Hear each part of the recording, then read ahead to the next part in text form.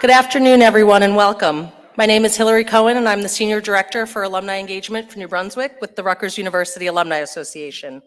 Thank you all for being with us today. It's great to see so many faces in person. Before we begin, I do have a few housekeeping items to review. If you were here yesterday, please bear with me. You already know what I'm going to say. First, please keep your masks on unless you are actively eating or drinking. Second, please silence your phones for the duration of the program. And please note that Q&A will be held after the presentation. If you have a question, please raise your hand. We do have staff that will be around the room who will bring a microphone to you.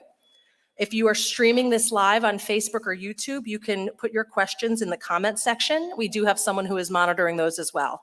We will get to as many questions as possible. So with that, today we are honored to have with us Thomas Gross, son of beloved Rutgers President Mason Gross. Thomas is a retired firefighter, military officer, and emergency physician who earned his MD from Rutgers Medical School. It is my honor to turn the stage over to Thomas Gross.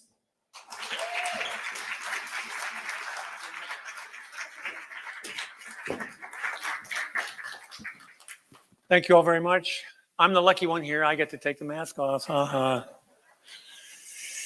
So as Hillary mentioned, my name is Tom Gross, and I was born here in New Brunswick. I was what you all used to call the faculty brat. I grew up across the river over in Piscataway Township when there was only 600 people live over there. And now there's about 60,000 people over there. That was back when my brother and I would go fishing in the Raritan River. And the fish were really easy to catch because if you remember, the fish all used to swim upside down back then. I played basketball in an old gym down at the foot of College Avenue. And I would, after basketball practice, I would go over to the ledge, which for those of you who weren't there was the student center. And that's where I learned a lot of stuff over there at the ledge. Just, you know, I could buy a milkshake for 35 cents, but I'm listening to all the guys, you know, talking about, you know, ROTC and who's going to Vietnam. And I go, where's Vietnam? And I mean, I was about 12, but paying really close attention. This was a great place to grow up. I took the C bus.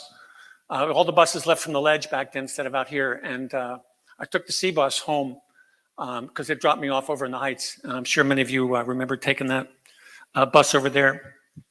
So recently, I wrote a biography about this man. My father, our father, my brothers and sisters are here.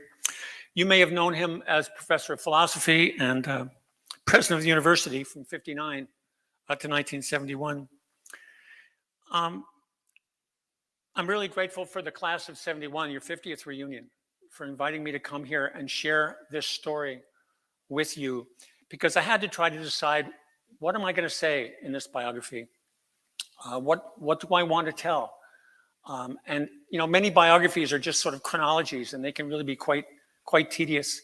But I wanted to tell a story, and so the best words I had were not my own, but of course Mason's. And so I'm going to start here with where I chose the title for the book, from his inauguration in 1959. I can think of no words in English. Can you hear me in the back okay? I can think of no words in the English language more beautiful than the words free spirit. It must always be the ultimate aim of the university to provide the atmosphere and intellectual conditions by which alone the free spirit can survive. And so as I'm researching what story I wanted to tell, I want to take you back to an event that many of you recall. I guess this mic is still on too, I'm not sure, but whatever works. Our parents remember where they were when they heard about Pearl Harbor. And many of our children remember where they were when they heard about 9/11. And many of the people in this room, certainly the class of 71 and all the other classes that are represented, you remember where you were when you heard that JFK had been shot. And then you remember where you were when Martin Luther King was shot. And then you remember where you were when the other Kennedy was shot. And you also remember where you were when you first heard about this. Each of these seminal events, Pearl Harbor, 9/11, JFK, Martin Luther King, they all had one common feature: disbelief. We couldn't believe it. They did what? They shot him. They're shooting at us. Many of you were here on campus when this took place. Class of 71 would have been your junior year. I was not here. I was in a freshman in 1970 at another state university on the West Coast. It was a sleepy West Coast campus. Nothing ever happened there. You may have heard of it, Berkeley, University of California. I think they referred to it as the Rutgers of the West. You will recall that spring that the tempers were raised due to the bombing of North Vietnam and the incursion of US troops into Cambodia. We all remember this very well. But on the morning of May 4th, there was a rally outside of Queens, followed by a peaceful occupation of the building. Anybody here there? Look at the hands. Okay, I'm not telling you anything you don't already know. Following the occupation, Mason ordered the campus police to set up a police line around the building. And the campus police thought this is great fun because now we get to go in and crack some heads. But in fact, Mason then said, no, I want the police to stay outside of the police line. And then when the New Brunswick tactical squad arrived on their blue bus with their blue helmets, tapping their batons against leather gloves, Mason very politely but firmly told him that those students who had occupied Queens were his guests, and they could all go back downtown, and he would call them if he needed them. Then he also told, apparently, I understand that he told the occupiers that as New Jersey citizens, they had as much right to be in his office as he did. State university, it's not a private college. Your parents, your family pays your taxes. You get to be in this building too.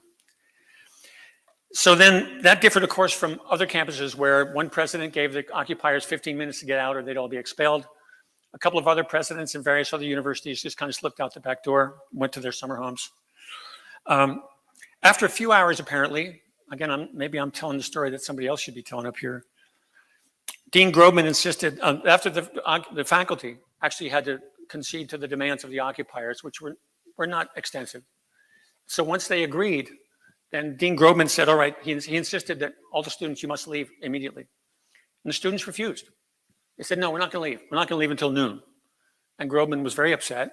Why not? Why can't you leave? Because the students said, well, actually, we have to clean the place up. And so apparently that's the story. They carried out the trash and polished the desks, which furniture polish. And that's even Mason referred to that in his commencement address. So we know that was the case. But then the following morning, oh, I didn't realize this was happening. Okay. The following morning, Kent State shootings occurred. And then it made national news, and a crowd again gathered at Queens. I gather there was about 2,000 people, because again, I was at Berkeley, nothing happened in there. And Mason came outside to speak, and of the 300 speeches of his that I have read and researched for this book, this is the one where it was never prepared ahead of time. It's referred to in the archives as impromptu remarks. He didn't mention Vietnam.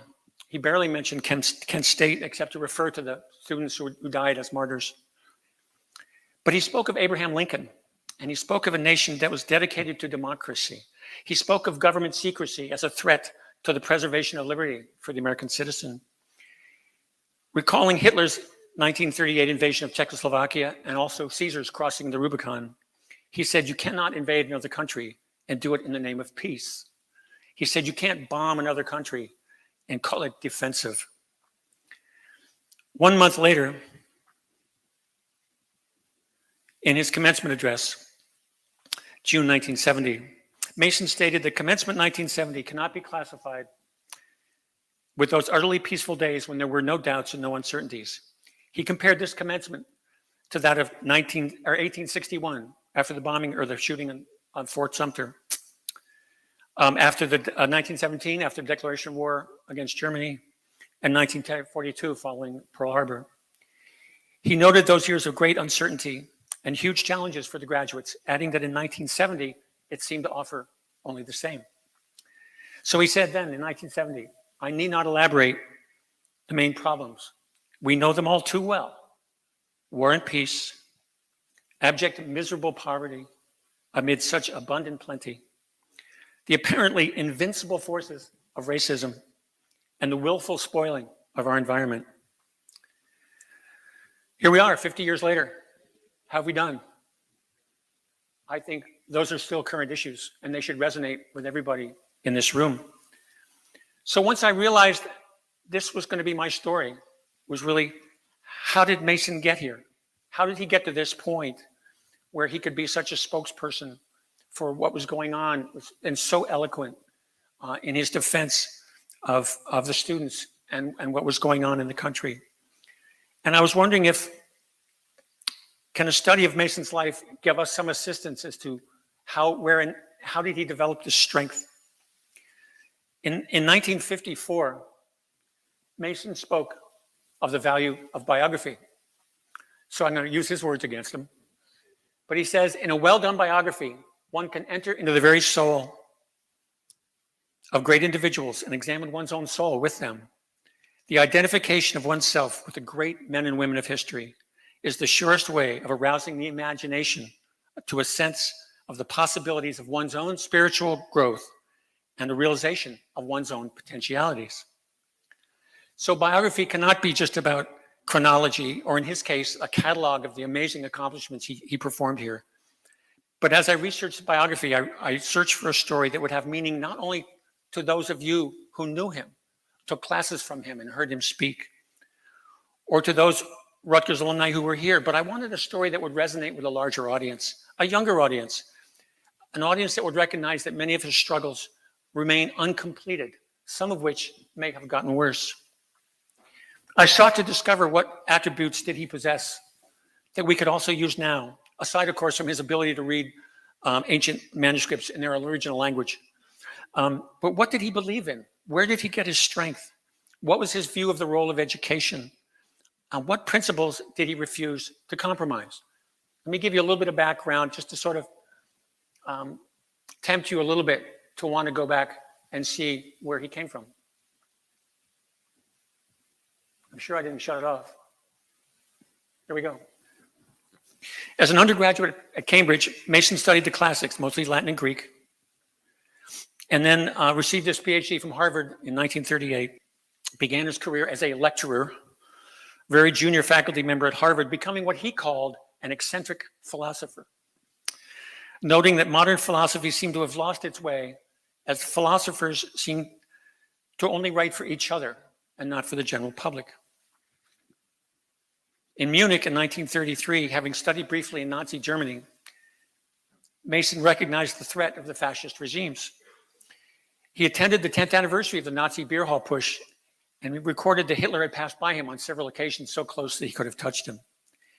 He wrote home to his family about the banners, posters, and bands, parades of brown shirts, shouting Heil Hitler. And when the crowd roared, I got scared and got the hell out of there as quickly as possible.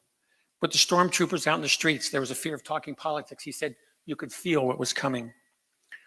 So while Europe was heating up and having witnessed the situation in Germany and Rhineland and Austria and Czechoslovakia, Mason urged immediate pushback against the regimes. But by 1940, his best friends, his dearest friends from college, were already in the fight. In Norway, in France, one was rescued at Dunkirk. One rowed a boat ashore at Dunkirk. His very best friend, Lambert Shepard, was assigned to the unsinkable pride of the Royal Navy.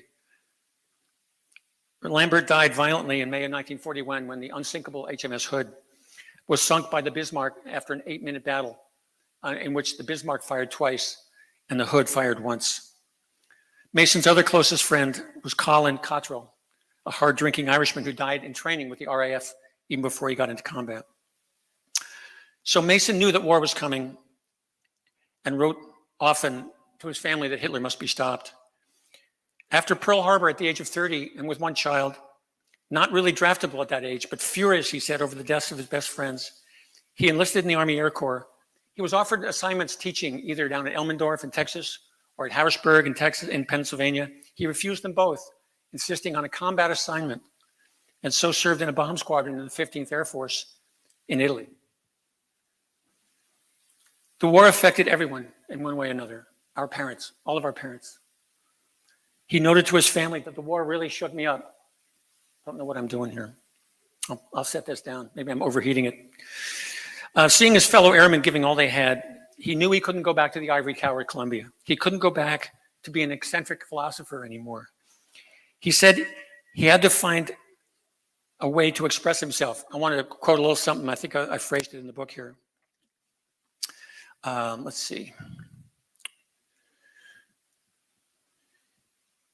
He believed that only education could prevent the world from falling into the grips of dictators such as Mussolini, Hitler, and Stalin, and that the future of our own fragile democracy was dependent on the ability of citizens to reason and not succumb to bombastic hate rhetoric and shallow promises, whose best and most recent historical example had been the Nazi propagandist Joseph Goebbels' big lie, of which the guiding principle was keep it simple and keep saying it, and enough people will eventually believe it. Sure sounds familiar. Mason labored to understand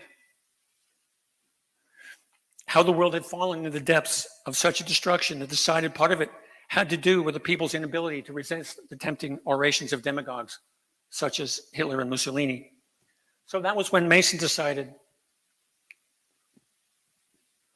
that education was the best tool to help us, to keep us from falling into the grips of those dictatorships. So he sort of turned his back on that eccentric philosopher role and proceeded to delve into education more, and not just college education, but primary, secondary as well.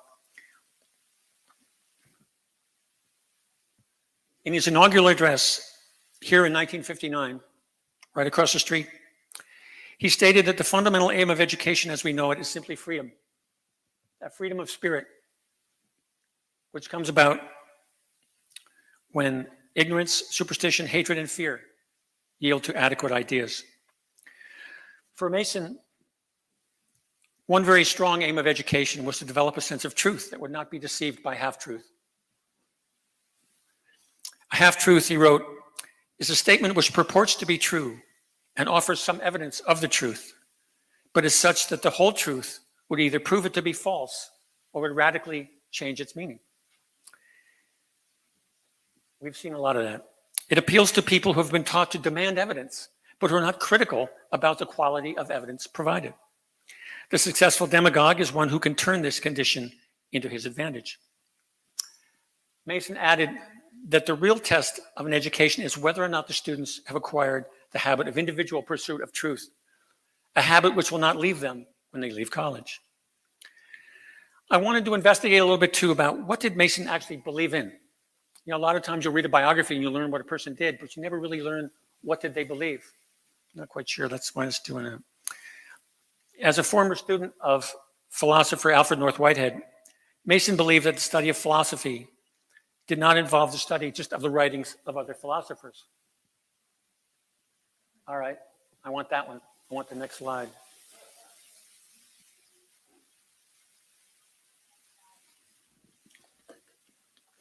All right. So Mason studied extensively under Whitehead at Harvard, who stated that what is philosophy? It's the endeavor to frame a logical, consistent scheme of general ideas in which every element of human experience can be interpreted.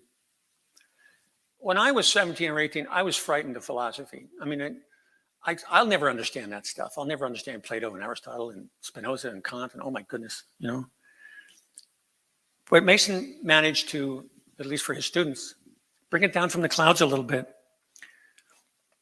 A consistent theme of general ideas in which every element of human experience can be interpreted.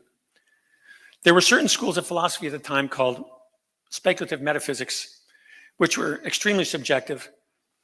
Other schools, such as the empiricists and the logical positivists, advocated that all philosophy must be grounded in empirical fact. In contrast, Whitehead stated philosophy must not be afraid to employ the results of science, but also must not ignore the claims of religious experience. It's the discussion of the polarity of faith and reason. Mason believed, like Whitehead, that one needs both faith and reason, that facts alone, reason without faith, may not by themselves lead one to the conclusions that life is meaningful, that personal and social morality are not merely conventions of the moment, that human beings can, to a greater and greater extent, hope to understand the significance of both the moral and physical order of the universe. Mason often quoted Kant's categorical imperative. And again, I never took any philosophy. I had to study this stuff in the last couple of years. In college, I was a science major, so of course, all the afternoons were filled up doing lab, But I wouldn't have probably understood it anyway. But Mason often quoted Kant's categorical imperative, stating a moral command with no conditions or strings attached, commanding the absolute and ultimate and irreducible dignity of all people, of everyone, regardless of color or religion or nationality or achievement or talents or any other special qualities. And he held this in his heart.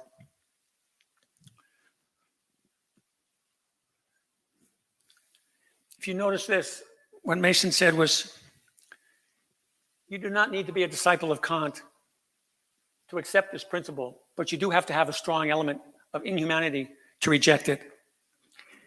And what that reminded me of was, as I was researching this book, a graduate of Rutgers in 1963 was Donald Harris. He was in jail in Georgia for going to Georgia and helping to register people to vote. And he was arrested for seditious conspiracy, which at the time was a capital crime in Georgia and was punishable by death. And while he was in jail here at Rutgers, many people were raising funds and publicly trying to get Harris released. And at the same time that he was in jail down there, you all remember this episode. I know you all remember this. At the 16th Street Baptist Church in Birmingham, Alabama, 15 sticks of dynamite with a timing device planted beneath the steps of the church exploded at 10 o'clock in the morning, killing 4 girls on their way into services. And their names were Addie Mae Collins, Cynthia Wesley, Carol Robertson, all 14 years old, and Carol Denise McNair, age 11. Going to church, 15 sticks of dynamite. Imagine, 15 sticks of dynamite. It's amazing. So you do have to have a strong element of inhumanity to reject the Kant's categorical imperative. I also know, in 1965, hang on a second, let me just turn the page here. The first black graduate at Rutgers was James Dixon Carr, 1892. In the following 50 years, there were maybe 20 more graduates until the late 40s. One of whom, of course, was Paul Robeson. Many people have heard of Paul Robeson, a minister's son. His father had been a slave, but people knew that he was a star athlete, but they didn't know that he got 12 varsity letters in 4 sports in 4 years. Less well known, he was the valedictorian of his class and speaker at his graduation, was elected to Phi Beta Kappa, and after graduation, he learned a law degree from Columbia University 3 years later, and he was supporting himself while he was at Columbia by playing professional football. He rose to prominence, as a singer and political activist, and was branded as a communist agitator. But years later, Mason once described Robeson as Rutgers' single most distinguished graduate. In the class of 1951, there were 4 black students. Between 1948 and 1968, Rutgers University granted 24,000 baccalaureate degrees, and less than 200 went to black graduates. But the face of Rutgers has definitely changed in the last 50 years.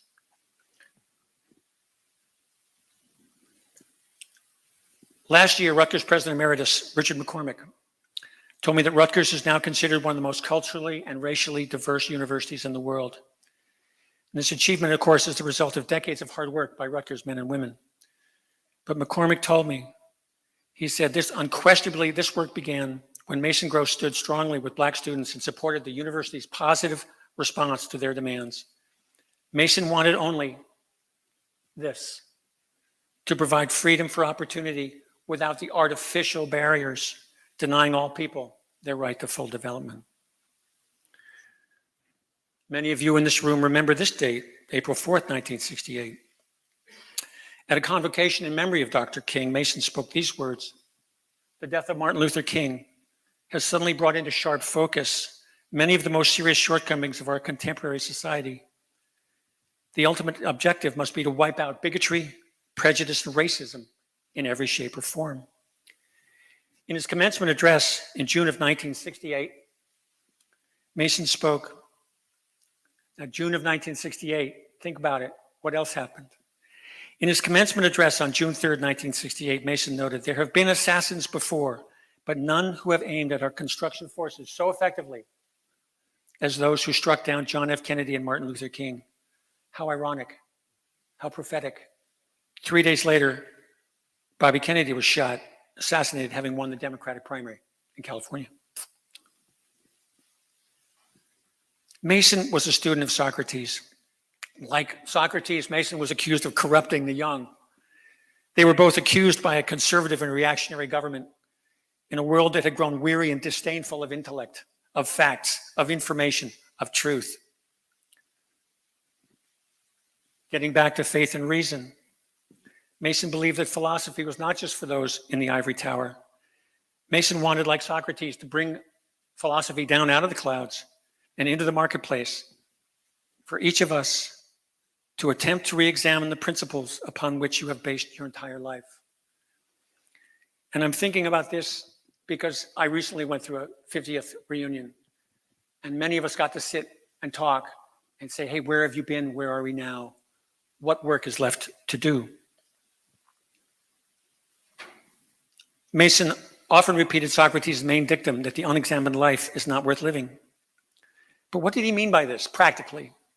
He meant that every one of us pushes out of sight elements in our experience, which are unpleasant reminders of a more sordid kind of life, sights which, out of expediency, we have chosen to ignore. So it made me think of Newark in 1967, or Ferguson, Missouri, or Minneapolis. We can all think of a few.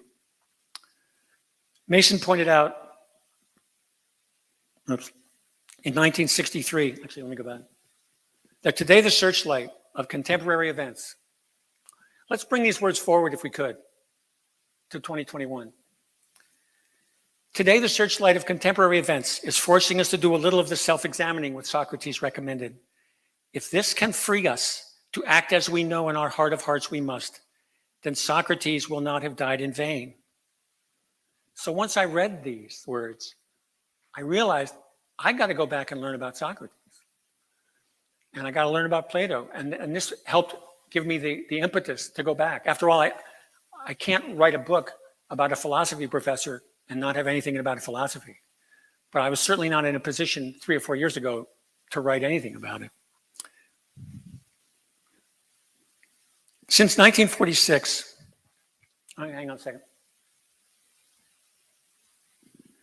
So here we are, studying the words and reading the words of a man who retired 50 years ago. Can his words have any relevance or any meaning or any value to us now? Since 1946, Mason had never missed a Rutgers commencement. Since 1959, he'd spoken at all of them. 1971, your year, class of 71, was no different. It would be his last commencement. It would be his last official words to his students, to his beloved Rutgers. He recommended the contemplation of a few basic concepts. The first was from St. Paul's letter to the Corinthians on faith, hope, and love.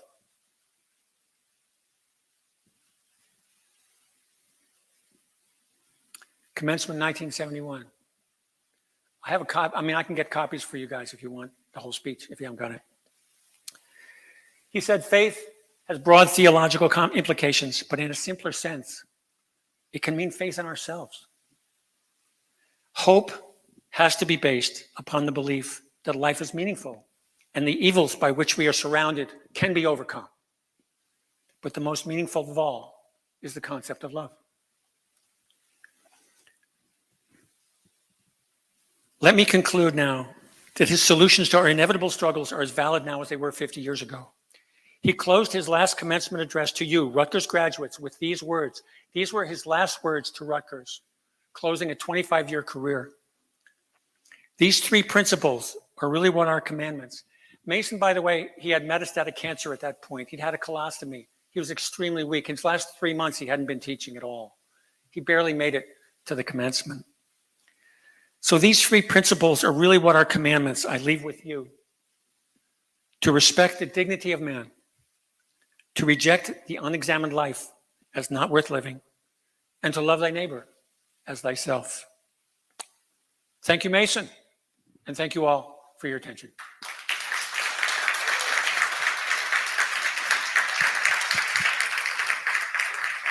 I only told one story. I mean, that was just one story from Mason's book, from his life. There's a whole lot more in there. And although part of me says I didn't stand up here to get you to buy books, it wouldn't hurt, you know. But I think for many of you who are trying to examine where you were then, where he was then, where Rutgers was, and where we are now, I think this book might shed some light on some of that. And I've found that with many of my friends who have read the book, it has provoked some very interesting conversations. I guess you can't really ask more of a book than that. So I thank you for your attention, and I'm willing to take any questions about anything perhaps I can answer. And if you have a question, raise your hand and they'll bring a mic over. It's hard for me to compete with all that great food that's outside. Oops. Nothing? Okay. Oh, yes, sir. Well, all right, I guess I'll start. Tom, one of the remarkable things about your biography is that, of course, it was written by you, the son of the subject of the biography.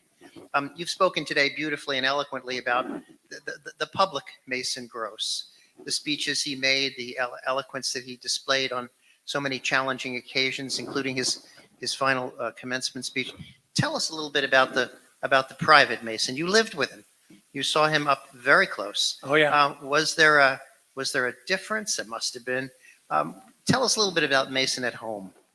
Well, when you were asking that question, what came to mind was a quote from perhaps my favorite biographer, William Manchester, who wrote a wonderful biography of Winston Churchill.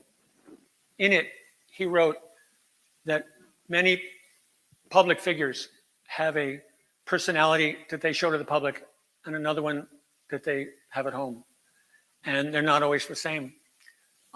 People used to ask me with wonderment, you know, what's it like to have a philosophy professor at the dinner table? You know, we didn't talk about Spinoza a whole lot, you know, not when I was 10 years old. And he didn't even talk about what was going on at Rutgers. Although, I mean, I was on the C bus. I knew what was going on at Rutgers. But, you know, he didn't talk about Donald Harris. He didn't talk about so many of those things. He was a very generous man with us, definitely opinionated. If you asked him a question, he had a way of looking over the top of his bifocals. It was an icy stare. I mean, it spoke volumes. So if your question for him was particularly juvenile, it didn't get much of a response except the look. He was a man of routine. He smoked a lot. He smoked 2 packs of unfiltered cigarettes a day for decades. And that's partly what did him in. He was an incredible musician. When he was younger, he played the piano 2 or 3 times, or 2 or 3 hours a day when he was at Cambridge. And when my sisters were younger, living in Hyde Park, they remembered that he would play the piano at night when he came home. But by the time I was growing up, never played the piano. Too busy, or his hands hurt, I don't know. But music stirred deep inside of him. It just really moved him, and that's why he was always struggling to try and get an auditorium built for the orchestras that would come to Rutgers. And it wasn't until after he passed away that your predecessors and also yourself were able to build the Mason Gross School of the Arts into this incredible powerhouse that it is today. And that's why it's the most fitting memory for him. It's not a school of education or a school of philosophy or a department of philosophy, but a school of music and arts. Because he felt it was so important that should be a part of a university. That university is not going to be all about physics and engineering, but also about literature and music and beauty. So he was to us, he was the Colossus of Rhodes. he was in some ways untouchable, but in other ways very generous, but sometimes hard to reach, as many parents were back then. Yeah. Does that help? There's a lot more in here. John, I'm sorry. You, sir.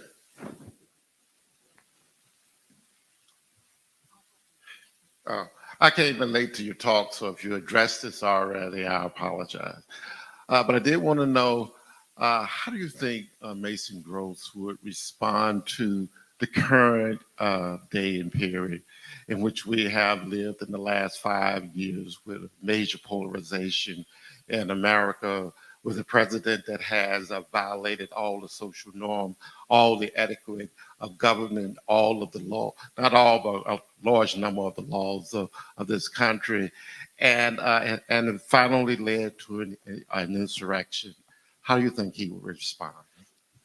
In his heart, he would be infuriated and disgraced. But outwardly, he would be courteous and striving hard to fix whatever way he could. I think the thing that would distress him the most is not what was happening so much politically, but the fact that universities have become seen by a great segment of the American people as being sources of discord and treason, and that there seems to be a devaluation of education. I think that would distress him on some level the most.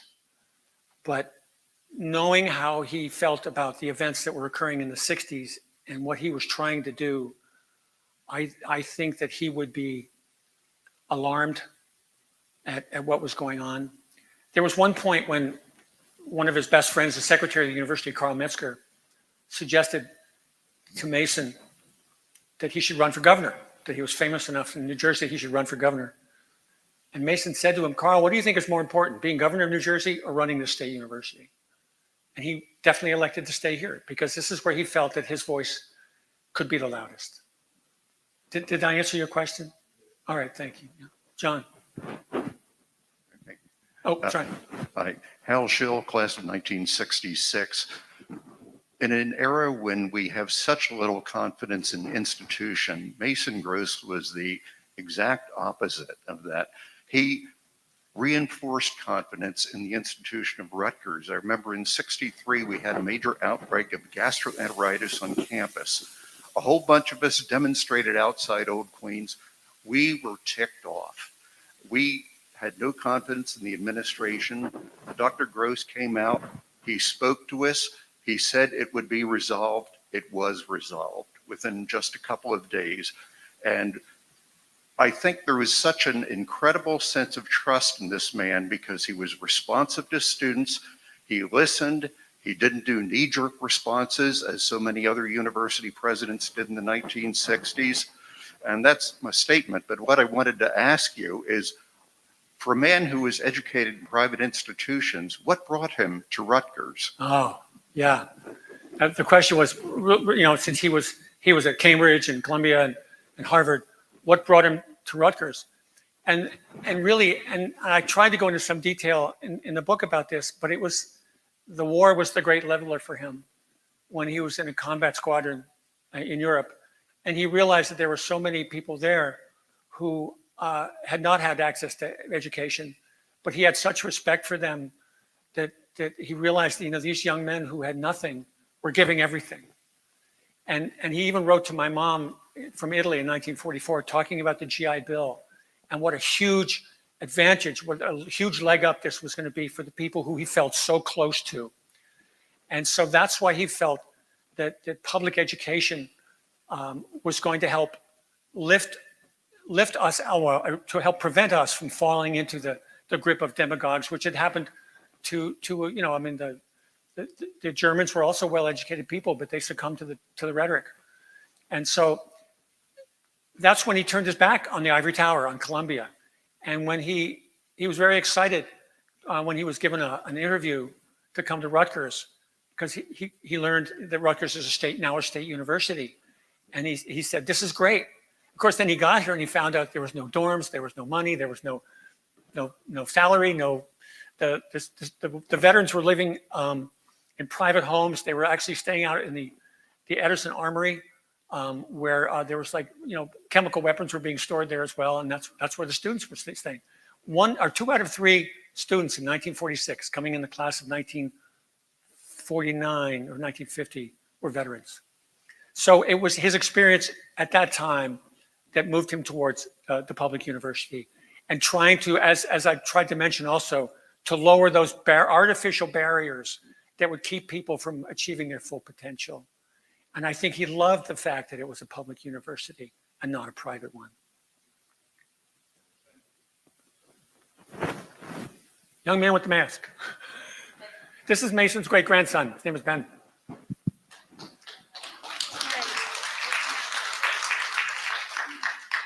How did he go from being a professor of philosophy to the president of Rutgers? It's that would be like page 86 to about page 192. Thank you.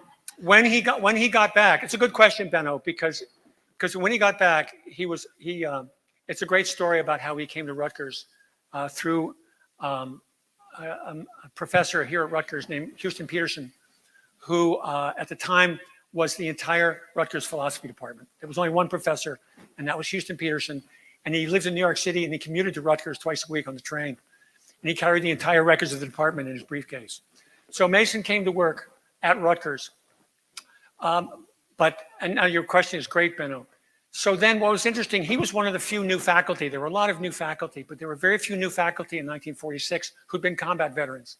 And since I mentioned that 2 out of 3 students then were combat veterans, they all knew, the veterans knew they could come to him if they had an issue. Like one guy came to him because they learned there's no smoking on campus, no smoking cigarettes on campus. Well, these veterans, they lived on cigarettes for 4 years. Even when they didn't have food, they had cigarettes. And you weren't allowed to have a beer on campus. You had to wear this demeaning little hat called a dink, and they refused. So the point was, yeah, you remember. They refused. And so they all came to him. So Mason realized, and also the faculty realized that he had a gift for administration, for sort of helping kick down some of the barriers that were keeping the right thing from being done. So little by little, he moved into administrative matters, but continued to teach. That's the important part. He insisted that he continue to teach. And even, so then in 1949, Rutgers was getting much larger, and there were so many moving parts to the university. That was when the university created the position of provost, where it would be like an executive officer, where the president would be busy going out trying to raise money and dealing with the politics of the state. The provost would deal with student issues. And so immediately the faculty said, Mason Gross is the guy who needs to do this. And he'd only been at Rutgers for 3 years. So in his 4th year at Rutgers, he was provost. And then the president got sick and was gone for 8 months. So Mason took over as acting president, and he'd only been here for 4 years.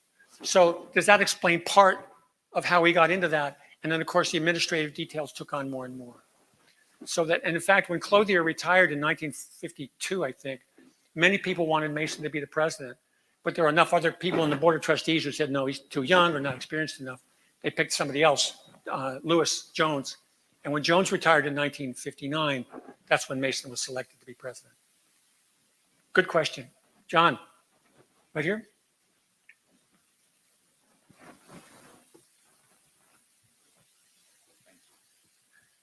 Hi, Mr. Gross. Hi, John. John's my director. Oh, you can help. Hey, Tom, I wanted to talk to you about or ask questions about you as a writer with this. Okay. I think you're a great person to write this book because Mason's one of those super accomplished people is sort of on Olympian heights, and I don't know, I think the book about just that, written by someone who only knew that side of him, like this gentleman was saying, it would be a fine book and we'd learn a lot. But what really adds to it is your personal touch as his son. And, you didn't go into it too much, but the other side of him that the public didn't see was sort of a distant father. And I think that you humanized this Olympian figure in a way that somebody else might not have been able to. But what I've talked to you about this too, what I was so impressed by was your restraint as a writer. in a day and age of victimhood, you could have, he didn't pay attention to me or whatever, and you didn't. And I found it incredibly moving, the end of the book, for those reasons, that you showed him as a human being. And I wanted to ask you as a writer, how did you handle that? I mean, was the restraint something that was difficult, or did you feel it necessary, or how did you feel about well, that? both. And the press, the Rutgers press, they wanted a scholarly biography. And I certainly didn't want to write a Mommy Dearest kind of a story. I just have no interest in memoir, certainly of my own. And I wanted it to be Mason's story and not mine. And so with that in mind, I don't think it was too difficult. But I also recognized that I was an author, but also a source. And I lived in his house and warts and all, as some people say, and that's part of who a person is. And you have to include that, but you don't have to beat somebody up over it either. But you have to be truthful about it. So it wasn't difficult. But the other thing was, I've read enough biographies that really seemed like, and several which were actually written by family members. And they had gone the opposite too. They had really said nothing about what the person believed in, what they were really like. And I felt that I had to have both sides of that story to actually figure out what was the stories I wanted to pull. I thought of, this sort of huge amount of fact. And then I thought about what are the strings I need to pull to have a story that will have meaning, that will really tell who he is. So I try not to just like dump every fact I had about Mason Gross in the book, but also to keep the story moving, but also make it so it's totally about him and not about me. Does that make sense?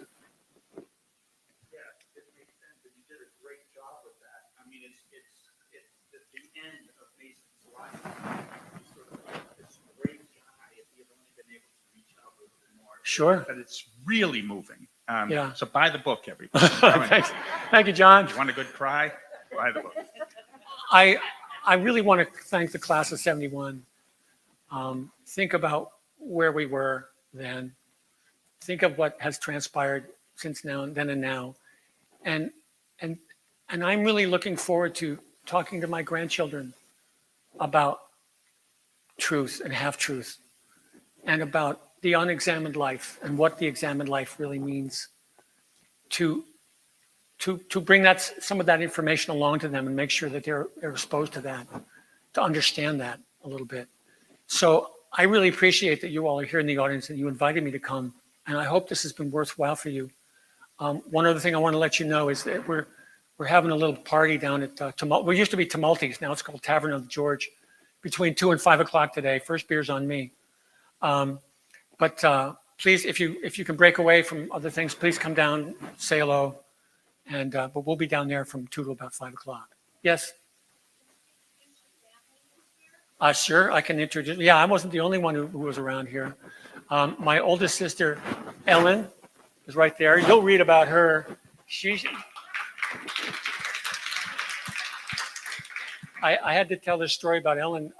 When we moved from Highland Park to Rumson, New Jersey, all the girls were much older than me and had to change schools. And Ellen was very disappointed in the schools down there. She apparently got into an argument with one of her teachers who claimed that Plymouth Rock was actually in Virginia. And Ellen insisted that this was not the case. So yeah, Ellen, thank you for being brilliant. My sister Kitty, my sister Kitty was born in Hartford as my dad was basically getting on the train to go to war. And his last memory before he went to war was of my mom, our mother, sitting in the bed holding Kitty, newborn Kitty. And at the time, of course, another quote from William Manchester is, as we look back in time, we think of many events as being preordained. But when you're about to go to war, that's not the case. And so he was leaving to go to war. And his last sight was Kitty and my mom. And he was standing on the train station in Hartford in the snow. It was like, a week before Christmas. And he claimed, he wrote to his parents that he burst into tears because he didn't know what the future held for him. So that's when Kitty was born. And my brother Charlie was born My brother Charlie was born in 1946. You can count on your fingers, not long after the war was over. And he was born over Muhlenberg Hospital. And at the time, there was one obstetrician in Muhlenberg Hospital, about 20 or 30 nurses. And my mom told us that there were all these army stretchers in the hallway. And all the pregnant women were about to deliver, all in labor, lying on these stretchers. And they were total strangers to each other. And they were all comforting each other, trying to figure out who's next. And the nurses would come out and say, who's the closest? And they point to her and say, take her next. And a friend of ours once said, Julia, that must have been a horrible experience. And Julia said, no. She said it was glorious. Because there we were. We had our futures back. We had our husbands back. We had our families back. 1946. And so I talked about that. So those are my siblings who I have to thank for, because some of this information that I got were from letters that my father had sent to his parents, like from the war, and to my mom. And somewhere along the way, many of the women in my family had saved these letters and stuck them in a box underneath the bed. And there they were. And I read through some of these letters that hadn't seen the daylight since 1935. Any other questions? Yes. I speak really loud, but it's not really a question, but I wanted to put something on what John said as well. The uniqueness about your book to me was that you were discovering your father in it, and it's so beautiful. I mean, there's plenty of biographies out there, but to the way you set it up is, we discover him with you, and it's just lovely. So Yes, that's absolutely right. I mean, it was, I didn't know him very well. I mean, when he was inaugurated, I was 7. And as I said, he didn't talk about Spinoza at the dinner table. And so it really was a discovery for me as well, reading the letters and learning about, and going into the archives and learning about what his life was like, and learning what of the family folk legends that were actually true and which had been embellished. And to find out, to get a closer approximation of who he was. And I came away, and this is going to sound strange, but in many ways we love and respect our parents. But my respect for him just blossomed. I just couldn't believe what he'd been through in his life. I mean, the details of the war, and his losing his best friends in the war, and a severe illness he had when he was in high school, which affected his entire life. Fascinating to have that opportunity to discover one's own parents. It was great. It was wonderful. Thank you all very much. I guess I got to put the mask back on. Thank you very much.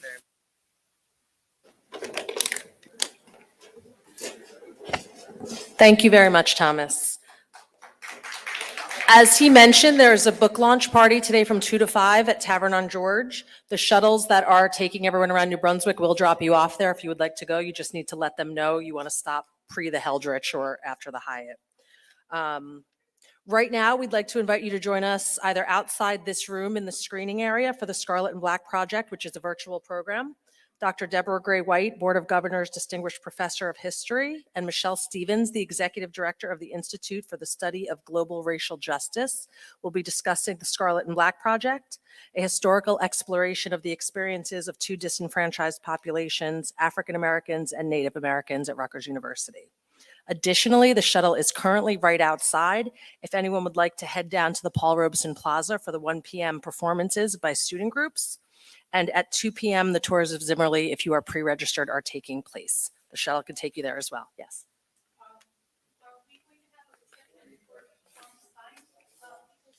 The book launch party, that's what's at Tavern on George. Yes, if anyone would like to make their way down there later, yes. Any other questions? Marina can load everybody on the bus if you're interested in going down to Paul Robeson Plaza, otherwise right outside this room. And we'll be back here at 3 o'clock for Anna Branch's presentation.